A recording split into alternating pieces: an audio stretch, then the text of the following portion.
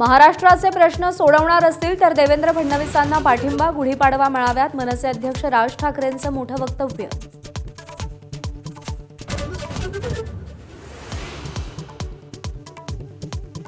आशिष शेलारांनी राज ठाकरेंवर केलेल्या टीकेला संदीप देशपांडेंकडून कवितेतून उत्तर. कपटी मित्रापेक्षा दिलदार शत्रू बरा, संदीप देशपांडेंनी डिवचलं.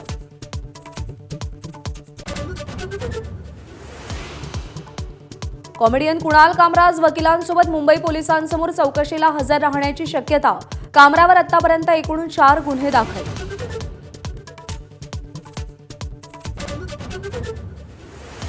बीडच्या कान्हापूर गावात गुन्हा मागे घेण्यासाठी दबाव आणणाऱ्याची हत्या, पती पत्नीला बेड्या. मृत स्वप्नील देशमुखच्या जाचाला कंटाळून आरोपीच्या भावानं आत्महत्या केली होती. दूध उत्पादक शेतकऱ्यांना गोकुळकडून गुढीपाडव्याचं गिफ्ट. गायीच्या दूध खरेदी दरामध्ये 2 रुपयांची वाढ. प्रति लिटर 32 रुपयांचा दर. 1 एप्रिलपासून दरवाढ लागू. हिमाचल प्रदेशातील कुलूमध्ये मोठी दुर्घटना. मणिकर्णमध्ये भूस्खलनामुळे झाड गाडीवर कोसळून 6 जणांचा मृत्यू तर 5 जण जखमी. देशभरात आज रमजान ईदचा उत्साह. नमाज अदा करण्यासाठी मुस्लिमांची गर्दी. राज्यभरात ठिकठिकाणी सामूहिक नमाज पठण.